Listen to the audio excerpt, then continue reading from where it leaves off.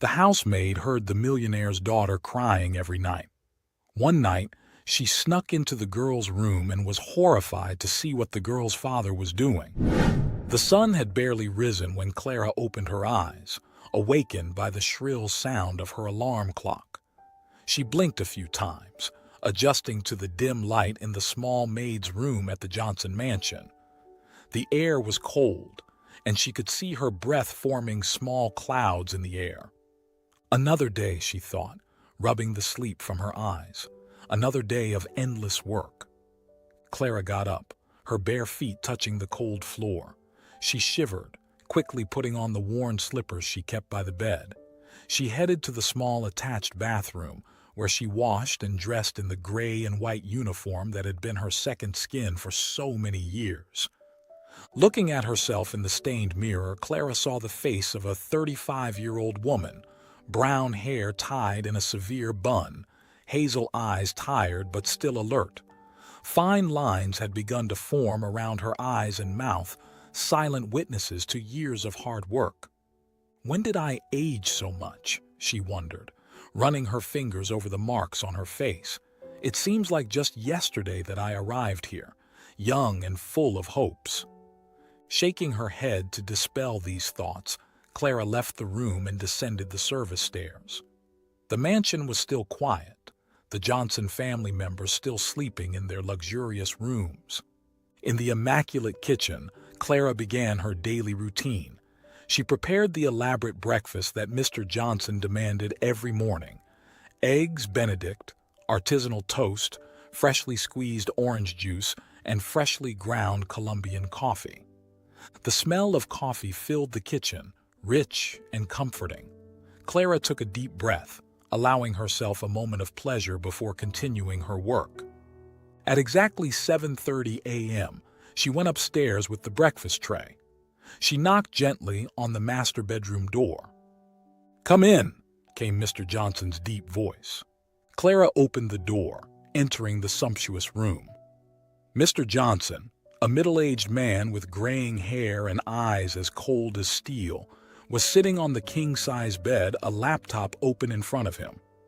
"Good morning, sir," Clara said, her voice neutral and professional. "Your breakfast." Johnson barely glanced at her, waving distractedly at the bedside table. "Put it there," he said, his eyes fixed on the computer screen. Clara obeyed silently, placing the tray on the table. She could smell Mr. Johnson's expensive cologne mixed with the scent of freshly laundered sheets. It was a strange contrast to the comforting aroma of coffee and toast.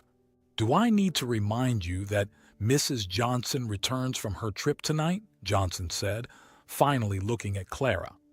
His eyes were cold and calculating, making Clara feel as if she were being assessed. "No, sir," she replied promptly. "I have already arranged for her room to be cleaned and will prepare her favorite dinner for tonight." Johnson nodded, apparently satisfied. "Good. You may go." Clara gave a small bow and left the room, closing the door quietly behind her. Only then did she allow her shoulders to relax, letting out a silent sigh. "Sometimes I wonder if he even sees me as a human being," she thought as she descended the stairs. "To him, I'm just another cog in his perfectly oiled machine." The rest of the day passed in a blur of tasks: cleaning, washing, ironing, cooking. Clara moved through the mansion like a ghost, efficient and almost invisible. The other servants, the butler, the gardener, the driver, barely exchanged a few words with her, all absorbed in their own responsibilities. By the time night fell, Clara was exhausted. Her feet ached, her back throbbed, and she longed for nothing more than to lie down in her narrow bed. She was finishing organizing the laundry when she heard it, a low sound, almost imperceptible, coming from upstairs. Clara paused, tilting her head to listen better. There it was again, a muffled sob filled with pain and despair. Clara frowned, her heart quickening. The sound was coming from Emily's room, Mr. Johnson's daughter. It wasn't the first time she had heard these nighttime cries, but they had never been so intense, so anguished. "It's none of my business," she told herself, returning to folding the sheets. "I shouldn't meddle in the family's affairs." But as the minutes passed, the sobs continued, growing more desperate. Clara felt her chest tighten, a sense of unease growing inside her. Finally, unable to bear it any longer, she placed the last folded sheet in the closet and left the laundry room. The hallway was dark, illuminated only by the moonlight streaming through the high windows. Clara walked quietly towards Emily's room, her heart pounding in her chest. She knew she was taking a risk, that she could be reprimanded, or worse, for interfering. But something inside her, a compassion that years of service hadn't been able to extinguish completely, drove her forward. Reaching Emily's door, Clara hesitated. The sobs were more audible now, interspersed with gasping breaths that made Clara's heart ache. "What am I doing?" she thought, her hand hovering over the doorknob. "This isn't my place." But then, another sob reached her ears, so full of anguish that Clara felt tears well up in her own eyes. Before she could think better of it, she raised her hand and knocked gently on the door. "Miss Emily?" she called softly. "Are you all right?" The crying stopped abruptly, replaced by a tense silence. Clara waited, her heart hammering in her chest, unsure of what would happen next. The silence stretched for what felt like an eternity to Clara. She could feel her own pulse racing, her heart beating against her ribs as if it wanted to escape. The dark hallway seemed to close in around her, and for a moment she considered turning around and pretending that nothing had happened. "What am I doing?" she thought again, panic beginning to set in. "If Mr. Johnson finds out I'm meddling." But before she could finish the thought, Emily's voice sounded from the other side of the door, trembling and uncertain. "Clara, is that you?" The young woman's voice was so fragile, so different from her usual confident tone, that Clara felt her heart tighten. Swallowing hard, she replied, "Yes, miss. I heard a noise and got worried. May I come in?" There was another moment of silence, then the soft sound of footsteps approaching. Clara held her breath, uncertain about what she would find on the other side of the door. Slowly, the doorknob turned and the door opened, revealing Emily. Clara had to hold back a gasp of surprise and concern. The young woman she always saw so well dressed with designer clothes and impeccable makeup now looked like a shadow of herself. Her long blonde hair, usually shiny and perfectly styled, was disheveled and lifeless. Her blue eyes, generally vibrant and full of life, were swollen and red, surrounded by dark circles that revealed sleepless nights. Emily wore a peach-colored silk pajama, wrinkled and stained with tears. Her thin arms were wrapped around herself, as if she were trying to protect herself from some invisible threat. The sight was so shocking that Clara felt her throat tighten. "Come in," Emily said, her voice barely more than a whisper. "Quick, before someone sees." Clara obeyed, slipping into the room and closing the door gently behind her. Emily's room was spacious and luxurious, decorated in shades of pink and white. A king-size bed dominated the center, covered with a silk bedspread and dozens of decorative pillows. On the walls, expensive paintings and ornate mirrors reflected the soft light of the lamps. The contrast between the room's luxury and Emily's emotional state was stark, making Clara feel even more out of place. Emily walked to the bed and sat on the edge, her shoulders slumped in a posture of defeat that Clara had never seen before. Clara stood near the door, uncertain about what to do or say. "Miss Emily," she began hesitantly, "what's going on? Is there something I can do to help?" Emily raised her eyes and Clara saw in them a mixture of fear, despair, and something else, relief. The young woman seemed to be struggling with herself, as if deciding whether or not to trust Clara. "Oh, Clara," Emily finally said, her voice breaking. "I don't know what to do. I can't bear it anymore." Clara felt a wave of compassion wash over her. Slowly, she approached and sat beside Emily on the bed. The soft mattress sank under their weight, and she felt the warmth of Emily's body next to hers, trembling slightly. "Tell me what's happening," Clara urged gently, resisting the impulse to put a comforting arm around Emily's shoulders. Despite the unusual situation, she was still conscious of the difference in status between them. "Maybe I can help." Emily took a deep breath, the sound trembling in the quiet room. When she spoke, her voice was low and filled with emotion. "It's my father. He wants me to get married." Clara frowned, confused. Marriage was usually a cause for celebration, especially in wealthy families like the Johnsons. Why was it causing Emily so much distress? "But isn't that supposed to be a good thing?" Clara asked cautiously. "A celebration?" Emily let out a bitter laugh, the sound echoing strangely in the luxurious room. The contrast between the laugh and the opulent surroundings made Clara shiver. "Not when the groom is chosen by my father just to strengthen his business," Emily said, her words dripping with bitterness. "The man is old enough to be my father, Clara, and I don't even know him." Clara felt as if she had been punched in the stomach. She had always known that Mr. Johnson was a ruthless businessman, but this was a level of cruelty she had not expected. "But miss," Clara said, trying to keep her voice calm despite the shock and indignation she felt.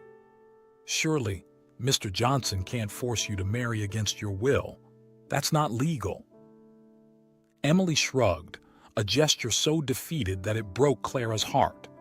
"Legal or not, he will find a way," Emily said, her voice filled with resignation. "He always does." Clara was silent for a moment, absorbing the gravity of the situation. Her mind raced, trying to find a solution, a way out for Emily. "And your mother?" she asked, grasping at a thread of hope. "Can't she intervene?"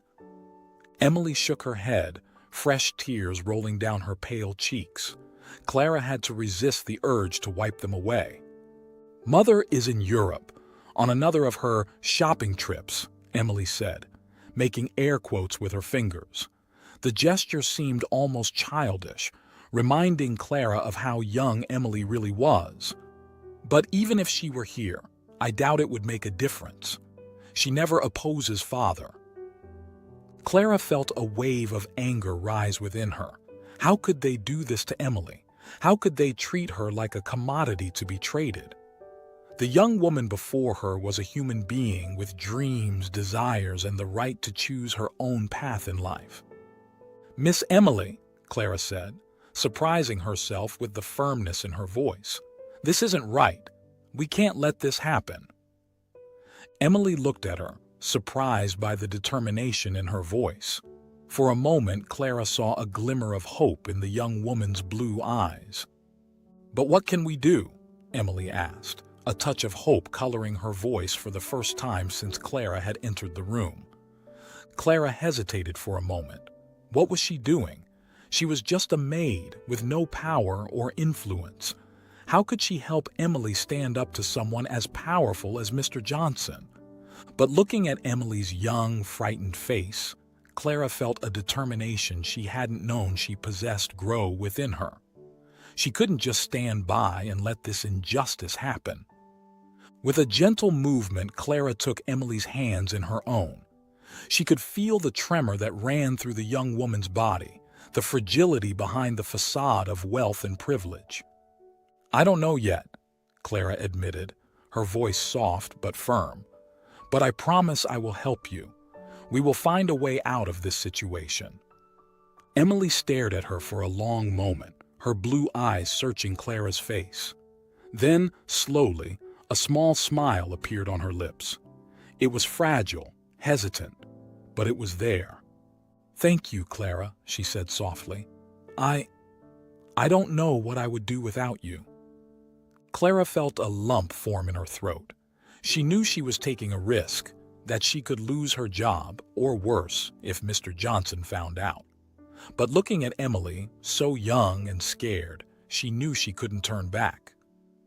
"We'll figure this out together," Clara promised, gently squeezing Emily's hands. "You're not alone, Miss Emily." The two women sat in silence for a moment, the air between them charged with a new understanding, a newly formed alliance. Outside, the night continued calm and peaceful, unaware of the drama unfolding within the walls of the Johnson mansion. Clara knew that the coming days would be challenging. They would have to be careful, smart, and brave. But looking at Emily, seeing the spark of hope now shining in her eyes, Clara felt a fierce determination growing within her. "No matter what happens," she thought, "I will protect Emily. I will help her find her freedom."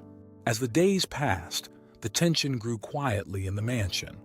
Clara, with a newfound sharp awareness, walked through the luxurious corridors as if seeing them for the first time.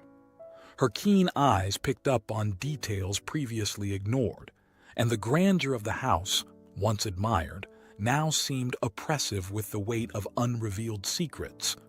It was as if the very walls whispered dark stories, audible only to those who dared to listen. One particularly cold morning, Clara was cleaning Mr. Johnson's office. The rich aroma of leather and polished wood filled the air, mingling with the sharp smell of whiskey forgotten in a glass on the desk. She moved silently around the room, the cleaning cloth sliding over shiny surfaces. How much money was spent here, she thought, observing the expensive objects decorating the office. And at what cost? As she dusted a shelf of leather-bound books, Clara noticed something strange. One of the volumes seemed slightly out of place. Curious, she gently pulled it. To her surprise, the book didn't move. Instead, there was a soft click, and an entire section of the shelf slid aside, revealing a secret compartment. Clara's heart raced. "This can't be good," she thought, nervously glancing at the closed office door. She knew she shouldn't pry, but something inside her compelled her to investigate. With trembling hands, she took a leather folder from the compartment. Opening it, her eyes widened in shock. Before her were documents detailing complex financial transactions, names of prominent politicians, and astronomical figures. Clara wasn't an expert in finance, but even she could see something was wrong. The words offshore, money laundering, and bribery jumped off the pages, making her stomach churn. My God, she thought, horror growing inside her. Mr. Johnson is involved in illegal activities, and on a scale I can't even imagine. Suddenly, Clara heard footsteps approaching the office. Panicking, she quickly replaced the folder in the compartment and closed the secret shelf. She barely had time to return to her cleaning position when the door opened. Mr. Johnson entered, his cold eyes sweeping the room before fixing on Clara. She felt a chill run down her spine. "What are you doing here?" he asked, his voice sharp as ice. Clara forced a smile, praying her face wouldn't betray her nerves. "Just the routine cleaning, sir," she replied, holding up the duster as proof. Johnson stared at her for a long moment, his piercing eyes seeming to read her thoughts. Clara felt sweat beads form on her forehead. "Very well," he finally said. "Finish quickly and leave. I have work to do." "Yes, sir," Clara murmured, hastening to complete her tasks. When she finally left the office, her legs were trembling.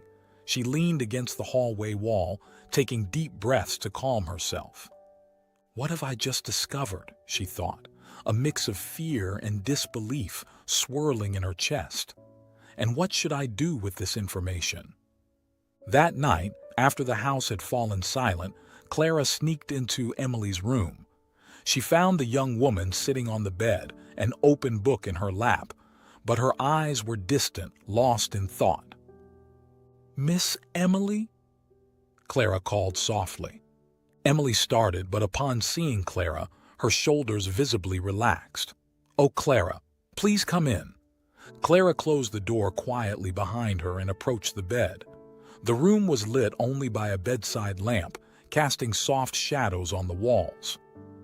I need to tell you something," Clara said, sitting on the edge of the bed. Her voice trembled slightly as she recounted her discovery in the office. As Clara spoke, Emily's eyes widened, a mix of fear and resignation crossing her face. "I always knew my father did questionable things," Emily said when Clara finished. Her voice was low, almost a whisper, "but I never imagined it was this serious." Clara watched the young woman with concern. "Miss Emily, how long has this been going on? Your father's control, I mean." Emily sighed, running a hand through her hair in a gesture of frustration. "For as long as I can remember, my father has always controlled every aspect of my life. What I wear, who I talk to, where I go. Even my studies were chosen by him." Clara felt her heart ache. "And your mother? She never intervened." Emily let out a bitter laugh. "My mother is more concerned with her shopping and parties than with me. She pretends not to see what's happening right under her nose."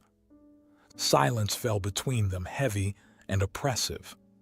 Clara could feel the fear emanating from Emily in almost tangible waves. "I'm scared, Clara," Emily admitted finally, her voice breaking. "I'm scared of what my father will do if I refuse to marry.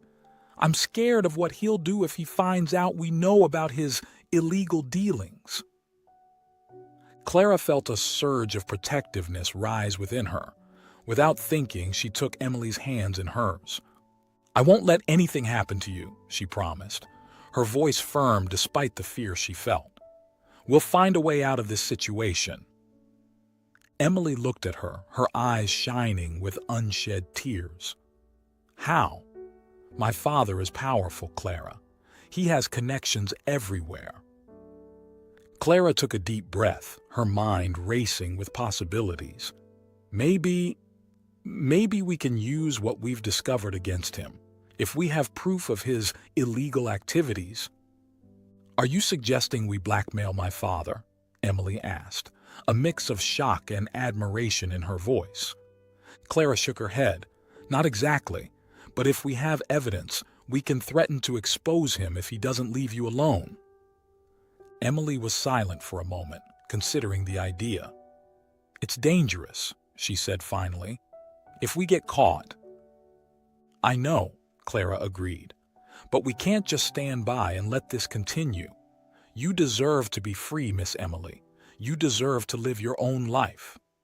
The two women looked at each other, a silent understanding passing between them. The room seemed to vibrate with the tension of the decision they were making. "Okay," Emily said finally, a spark of determination in her eyes. "Let's do it. Together." Clara nodded, feeling a mix of fear and excitement. She knew they were taking a risk, that the consequences could be terrible if they were discovered.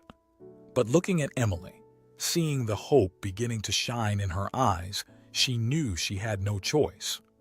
"I will protect her," Clara promised silently, "no matter the cost." The sun had barely risen when Clara woke up, her body tense with the anxiety of what she was about to do. She got up silently, dressing carefully so as not to make any noise. The maid's room seemed smaller than ever, the walls almost suffocating with the weight of the secrets she now kept. "It's today," she thought, her heart racing. "Today, we start our fight against Mr. Johnson."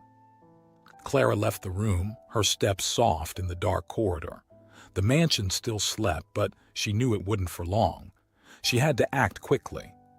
Arriving in the kitchen, Clara began her usual routine, preparing the elaborate breakfast Mr. Johnson demanded every morning. Her hands trembled slightly as she cracked the eggs, the rich smell of freshly ground coffee filling the air. "Stay calm," she told herself. "Act normal." As she worked, her mind reviewed the plan she and Emily had devised the night before. It was risky, even dangerous, but it was their only chance. The sound of heavy footsteps pulled her from her thoughts. Peter, the gardener, entered the kitchen, his face marked by fatigue and something else. Fear? "Good morning, Clara," he said, his voice low and tense. Clara watched him for a moment. Peter had always been quiet, keeping to himself, but in the past few days she had noticed something different about him, a restlessness, a furtive look that intrigued her. "Good morning, Peter," she replied hesitantly. "Is everything all right?" Peter looked around as if checking if they were truly alone. Then, to Clara's surprise, he approached, his voice almost a whisper. "Clara, I need to talk to you. It's important." Clara felt her heart speed up. What could Peter want? Did he know something about her plans with Emily? "What is it, Peter?" she asked, trying to keep her voice calm. Peter took a deep breath, his eyes meeting Clara's with an intensity that surprised her. "I know what Mr. Johnson is doing," he said, "and I know you and Miss Emily are planning something against him." Clara felt the blood freeze in her veins. How did Peter know? Was he going to report them? "Peter, I don't know what you're talking about," she began, but Peter interrupted her with a gesture. "Don't lie to me, Clara. I saw you two talking in the garden last night, and I want to help." Clara was speechless for a moment, studying Peter's face. There was determination in his eyes, but also fear and hope. "Why?" she finally asked. "Why do you want to help us?" Peter looked at his calloused hands, his voice trembling slightly as he spoke. "Because Mr. Johnson isn't just cruel to his daughter. He's been blackmailing me for years. He threatened to deport my family if I didn't do exactly what he said. I can't take it anymore, Clara. I can't live like this." Clara felt a wave of compassion and understanding wash over her. She reached out, gently touching Peter's arm. "Oh, Peter," she said softly. "I'm sorry. I didn't know." Peter raised his eyes, a sad smile on his lips.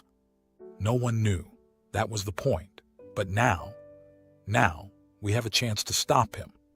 Together. Clara nodded slowly, her mind racing with possibilities. With Peter on their side, their chances of success increased significantly. "All right," she said finally, "let's talk to Emily. Together, we can come up with a better plan." That night, after everyone in the mansion had gone to bed, Clara, Emily, and Peter gathered in Emily's room. The tension in the air was palpable, three people united by a common goal but still uncertain about how to proceed. Emily looked at Peter with a mix of surprise and caution. "Are you sure we can trust him?" she whispered to Clara. Clara nodded. "He's as trapped in this situation as we are, Emily, and with his help, we have a much better chance." Emily took a deep breath, then turned to Peter. "All right," she said. "What do you suggest?" Peter leaned forward, his voice low but firm. "Mr. Johnson keeps a safe in his office," he began. "I saw him open it once when he thought he was alone. Inside, there were folders and a hard drive. I bet that's where he keeps all the evidence of his illegal activities." Clara and Emily exchanged glances. This could be exactly what they needed. "But how are we going to get into the office?" Clara asked. "He always keeps it locked." It was then that Emily smiled, a determined glint in her eyes. "Leave that to me," she said. "I can create a distraction, something to get my father out of the office long enough for you to get in." Clara felt a chill of apprehension. "Emily, are you sure? If your father finds out—" Emily cut her off with a firm gesture. "I'm tired of being afraid of him, Clara. It's time we fight back." Peter nodded, a smile of admiration on his face. "You're brave, Miss Emily, but we need to be careful. If we get caught—" "We won't," Emily said firmly. "We'll plan every detail. We can't afford to fail." The three of them spent the next few hours devising their plan. Every move, every possible obstacle was discussed and resolved. By the time they finished, the sun was already beginning to rise, painting the sky in shades of pink and gold. Clara looked out the window, feeling a mix of fear and anticipation. In a few days, they would put their plan into action. It was risky, dangerous, but it was their only chance to free Emily and expose Mr. Johnson's crimes. God help us, Clara thought, her heart heavy with the weight of responsibility. As the three of them parted, each going to their respective rooms, Clara couldn't help but feel that something had changed irrevocably. They were no longer just employees and mistress. They were conspirators, united by a common goal and a dangerous secret. The clock on the wall read 5:30 a.m. In a few hours, the mansion would awaken to another seemingly normal day. But beneath the surface, a revolution was about to begin. Clara lay down in her bed, exhausted but unable to sleep. Her mind replayed every detail of the plan, every possible failure. "We will succeed," she told herself, trying to believe her own words. "We have to succeed." Just as Clara finally managed to close her eyes and sleep, she was brutally torn from her slumber by violent knocks on her door. Her heart instantly raced, adrenaline flooding her system before she could even fully open her eyes. "Open the door right now!" Marcus's deep, threatening voice reverberated through the wood. He was Mr. Johnson's head of security. Clara jumped out of bed, her bare feet touching the cold floor. Her hands trembled as she hastily put on her robe over her nightgown. They found out, she thought, panic threatening to engulf her. Oh God, what are we going to do now? With one last shaky breath to calm herself, Clara opened the door. Marcus, a burly man with a perpetually furrowed face, glared at her with cold eyes. "Mr. Johnson wants to see you. Now," he growled, grabbing Clara's arm with enough force to leave marks. Clara had no choice but to follow him, practically being dragged through the mansion's corridors. Her thoughts raced frantically. Emily, Peter, where are they? Have they been discovered too? Mr. Johnson's office was an imposing room decorated with dark woods and leather furniture. Johnson himself stood behind his massive desk, his face a mask of contained fury. Beside him, Emily sat in a chair, pale and trembling. "Leave us," Johnson ordered Marcus, who exited, closing the door behind him. The ensuing silence was heavy, loaded with tension. Clara could hear her own heart pounding furiously in her ears. "So," Johnson began, his voice dangerously calm, "it seems we have a spy in our house." Clara swallowed hard, trying to maintain her composure. "Sir, I don't know what you're talking about." Johnson laughed, a humorless sound that made Clara shiver. "Don't insult my intelligence, Clara. I know exactly what you, my ungrateful daughter, and that incompetent gardener have been doing." He picked up a folder from his desk and threw it towards Clara. Photos scattered across the floor. Clara and Emily talking in hidden corners of the mansion. Peter handing documents to Clara, the three of them meeting in the garden late at night. "You really thought you could deceive me?" Johnson snarled, his calm facade crumbling. "That you could meddle in my business and get away with it?" Clara felt fear rising inside her, but when she looked at Emily and saw the terror in the young woman's eyes, it filled her with a courage she didn't know she possessed. "What you're doing is wrong," Clara said, her voice trembling slightly but firm.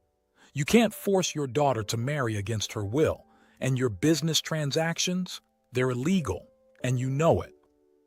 Johnson rounded the desk, approaching Clara with threatening steps. "You don't know anything," he hissed. "Who do you think you are to judge my actions? You're nothing but an insignificant maid." Clara took a step back but stood her ground. "I may be just a maid, Mr. Johnson, but I know the difference between right and wrong, and what you're doing is wrong." Johnson laughed again, the sound cold and cruel. "And what do you plan to do about it? Report me? No one would believe you. It was then that Clara played her trump card. With her heart pounding furiously, she took a small USB device from the pocket of her robe. Maybe they won't believe me, she said, holding up the device, but they will believe the evidence I have here. Johnson's face visibly paled. What is that? He asked, his voice betraying a hint of fear for the first time. Copies of all your incriminating documents, Clara replied. Illegal contracts, records of bribes, evidence of your blackmail. It's all here. Johnson lunged forward, trying to grab the device, but Clara was faster, stepping back. Don't even think about it, she warned. There are copies. If anything happens to me or Emily, this information goes straight to the authorities. Johnson's face contorted in a mask of rage. For a moment, Clara feared he might physically attack her. But then, something in his eyes changed. It was a look Clara knew well, the look of a man calculating his options. What do you want? He finally asked, his voice a low growl. Clara took a deep breath, gathering all her courage. I want you to leave Emily alone. Cancel this ridiculous marriage and let her live her own life. And I want you to stop your illegal activities. Johnson laughed bitterly. You ask for a lot, don't you? No, Emily intervened, surprising everyone as she stood up. Her voice trembled, but there was a determination in her eyes that Clara had never seen before. She's not asking for a lot, Father. She's asking for what's right. Johnson looked at his daughter, a mix of anger and something else in his eyes. Regret? Shame? Clara wasn't sure. And if I refuse? He asked, turning back to Clara. Clara raised her chin, meeting Johnson's gaze without wavering. Then this information goes public. Your reputation, your business, everything will be ruined. The silence that followed was tense, loaded with possibilities. Clara could feel her heart hammering against her ribs, sweat trickling down her back. She had played all her cards. Now all that remained was to wait. Finally, after what seemed like an eternity, Johnson let out a defeated sigh. Very well, he said, his voice tired. You win. The marriage is off. Emily let out a small sob of relief, running to hug Clara.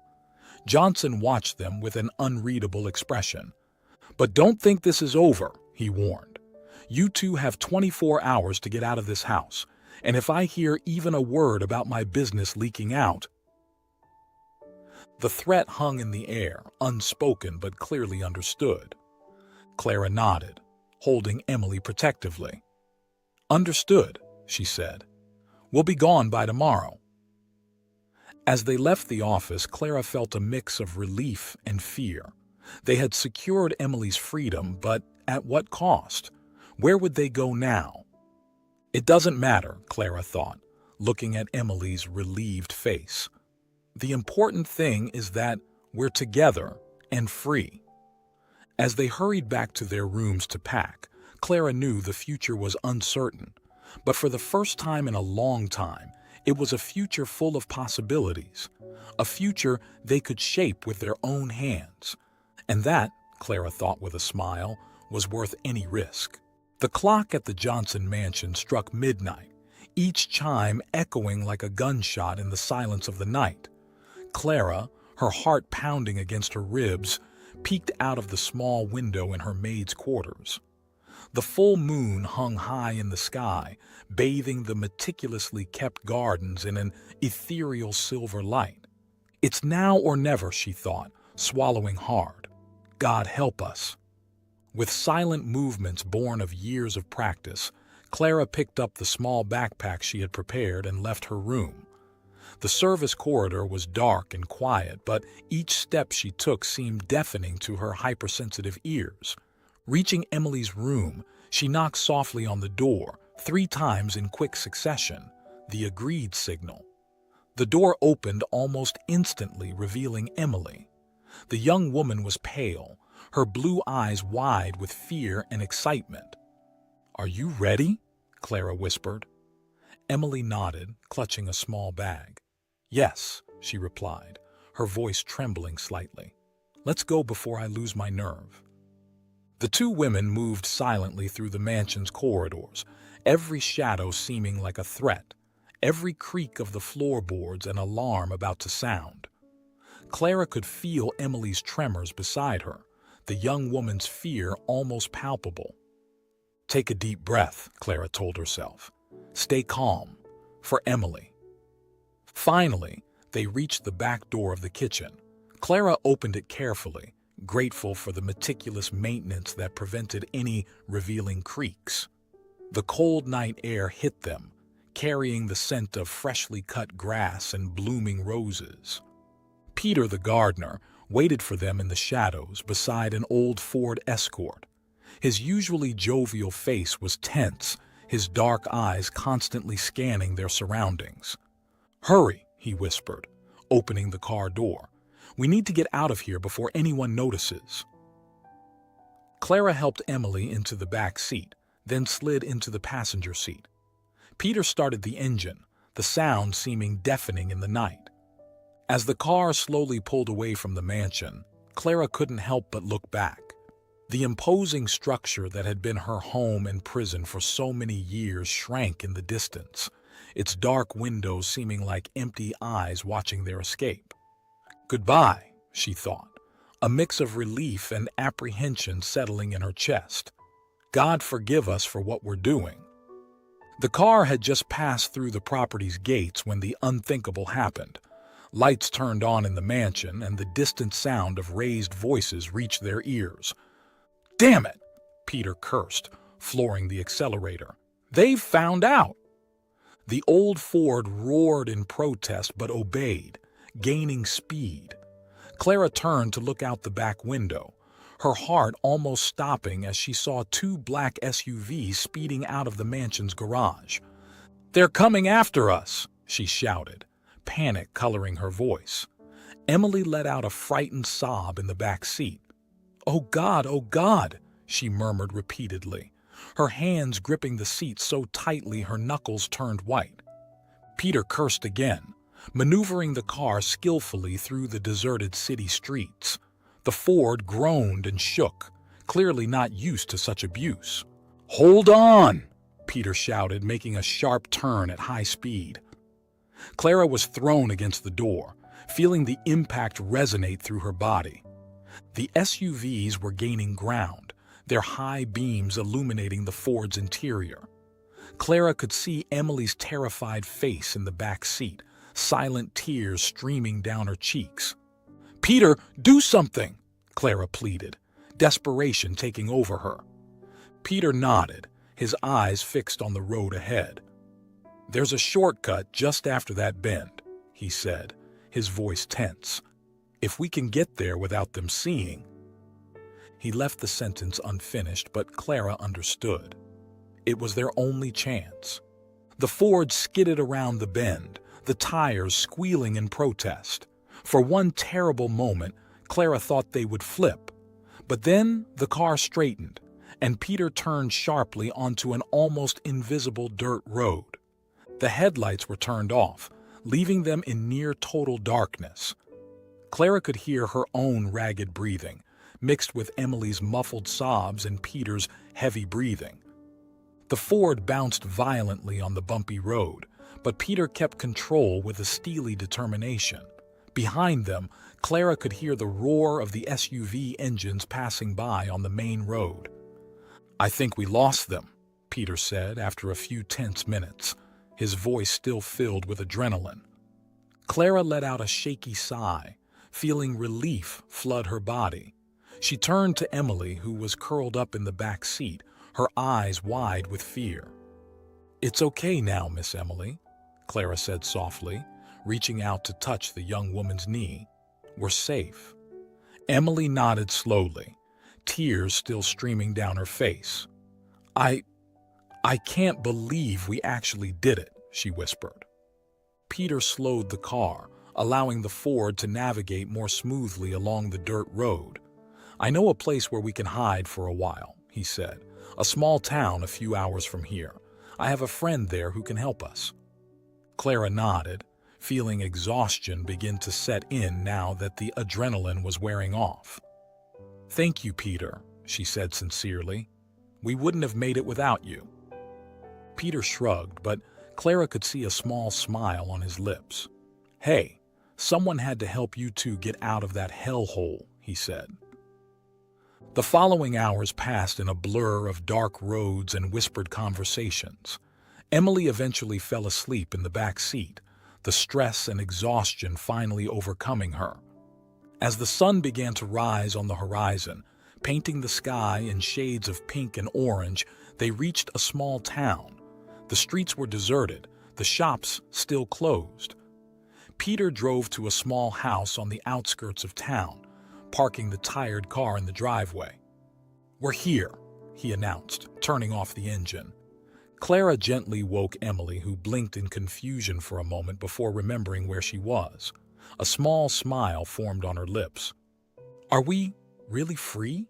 she asked, her voice filled with a mix of disbelief and hope. Clara smiled back, feeling a wave of emotion wash over her. "Yes, Miss Emily," she replied. "We are free." As they got out of the car, the first rays of sunlight touched their faces. Clara closed her eyes for a moment, feeling the warmth on her skin. When she opened them again, she saw Emily doing the same, a look of pure joy on her face. This is just the beginning, Clara thought, watching Emily breathe in the fresh morning air. But it's a new beginning, a free beginning. Peter was already at the door of the house, talking to a middle-aged man whom Clara assumed was his friend. She grabbed her backpack and Emily's bag, then extended her hand to the young woman. "Shall we?" she asked softly. Emily nodded, taking Clara's hand. Together they walked towards the house, leaving behind the darkness of the night and the shadows of the past. The future was uncertain, Clara knew that. They still had a long road ahead. But looking at Emily, seeing the hope and determination in her eyes, Clara felt a wave of optimism. No matter what comes, she thought, we will face it together. The next day, the rising sun painted the sky with shades of pink and orange as Clara and Emily arrived at the police station. The red brick building looked imposing and a bit intimidating in the morning light. Clara felt Emily tremble beside her and gently squeezed her hand. "It's okay," Clara murmured, her voice low but firm. "We're doing the right thing." Emily nodded, taking a deep breath. Her blue eyes, though tired from the dramatic escape, shone with a determination Clara had never seen before. How she's grown, Clara thought, a mix of pride and sadness filling her chest. Such a shame it had to be this way. Together, they climbed the stone steps and entered the building. The interior was cold and austere, smelling of stale coffee and paper. A policeman sitting behind a counter looked up as they approached. "Can I help you?" he asked, his voice neutral, but his eyes keenly assessing the two women in front of him. Clara cleared her throat, feeling it dry. "Yes," she said, her voice firmer than she felt. We have information about illegal activities. We'd like to speak with someone." The policeman frowned, his eyes narrowing slightly. "What kind of illegal activities?" Emily stepped forward, her voice trembling slightly but gaining strength as she spoke. "Fraud, blackmail, possible influence peddling. We have evidence." The policeman stared at them for a long moment, then nodded slowly. "Wait here," he said, standing up. "I'll get the duty detective." As they waited, Clara looked at Emily. The young woman appeared pale but determined. Clara felt a wave of pride and protectiveness. Whatever happens, Clara thought, I'll be by her side. The detective who came to meet them was a middle-aged man with sharp eyes and a face etched with worry lines. He led them to a small, windowless interrogation room, the air heavy with the smell of disinfectant. "I'm Detective Ramirez," he said, sitting at the metal table and indicating the chairs across from him for Clara and Emily. "I understand you have information about illegal activities." Emily nodded, her voice low but firm. "Yes, about my father, Charles Johnson." The detective's eyes widened slightly at the name, but he maintained his professional composure. "The businessman? I see. Please, tell me everything." Over the next few hours, Emily and Clara shared everything they knew. Emily spoke about her father's oppressive control, the veiled threats, the forced marriage. Clara presented the documents she had found, detailing suspicious transactions and blackmail schemes. Detective Ramirez listened intently, taking notes and occasionally asking questions. His face remained impassive, but Clara could see the tension in his shoulders, the way his eyes narrowed as the gravity of the situation became clear. By the time they finished, the sun was high in the sky. Clara felt exhausted, as if she had run a marathon. Looking at Emily, she saw that the young woman seemed equally spent, but there was a glimmer of relief in her eyes. Detective Ramirez leaned back in his chair, letting out a long sigh. "Ladies," he said, his voice grave, "what you've brought me is, well, it's explosive. It will take time to investigate everything, but I can assure you we will take this very seriously." Emily nodded, tears of relief glistening in her eyes. "Thank you," she whispered. Clara placed a comforting hand on Emily's shoulder. "What happens now?" she asked the detective. "Now," Ramirez said, "we need to ensure your safety. We'll place you in a witness protection program until the investigation is concluded." The following weeks were a whirlwind. Clara and Emily were taken to a safe house where they spent their days watching the news unfold on television. The arrest of Charles Johnson shocked the business world, headlines screaming about the fallen empire. Emily cried when she saw her father being led away in handcuffs, but Clara noticed that the tears were more of relief than sadness. "It's over," Emily whispered, her voice choked. "It's really over."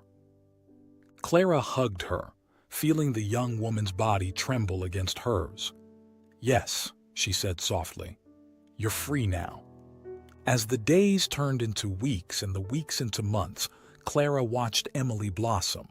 The timid, frightened girl she had known in the Johnson mansion disappeared, replaced by a confident, determined woman.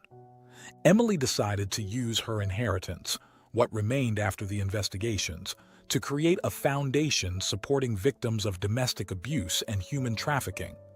Clara, moved by the cause, volunteered to help. "Do you really want to do this?" Emily asked, her eyes shining with hope and affection. "You don't have to, you know. You've already done so much for me." Clara smiled, taking Emily's hands in hers. "I want to," she said firmly. "After everything we've been through, I feel like I've found my purpose." Emily hugged her, tears of happiness streaming down her cheeks. "Thank you," she whispered, "for everything." Months turned into years. The New Hope Foundation, created by Emily and Clara, grew and thrived. They worked side by side, helping women and children escape abusive situations, offering legal, psychological, and financial support. One sunny afternoon, 5 years after that fateful night at the Johnson mansion, Clara and Emily were sitting in the garden of the foundation's headquarters. The air was scented with the aroma of roses and jasmine, and the soft sound of a nearby fountain created a peaceful atmosphere. Emily looked at Clara, a gentle smile on her lips. "You know," she said, "sometimes I still can't believe everything that happened, how my life changed, how I changed." Clara nodded, feeling a wave of affection for the young woman who had become like a daughter to her. "You're amazing, Emily," she said softly. "You always were. You just needed the chance to shine." Emily took Clara's hand, squeezing it gently. "And you gave me that chance," she said, her voice full of emotion. You risked everything for me. I'll never forget that." Clara felt tears well up in her eyes. "It was worth it," she said, her voice choked. "Every moment." They sat in silence for a moment, enjoying the peace of the garden and the strength of the bond between them. Clara looked up at the blue sky, feeling a sense of contentment she had never experienced before. Who would have thought, she reflected, that helping someone would help me find my own path? The sound of animated voices drew them from their thoughts. A group of women was arriving for the afternoon group therapy session. Emily stood up, extending a hand to Clara. "Ready for another day of work?" she asked, her eyes shining with determination and compassion. Clara smiled, taking Emily's hand and standing up. "Always," she replied. Together, they walked toward the Foundation's building, ready to face another day of challenges and hopes. The sun shone down on them like a promise of better days to come. Clara and Emily continued their journey, no longer as employer and employee, but as friends, partners, and chosen family. United by adversity, strengthened by determination, and inspired by hope, they moved forward, making a difference one life at a time. The future, once so uncertain and frightening, now gleamed with infinite possibilities. And though they knew there would be challenges ahead, Clara and Emily were ready to face them, together.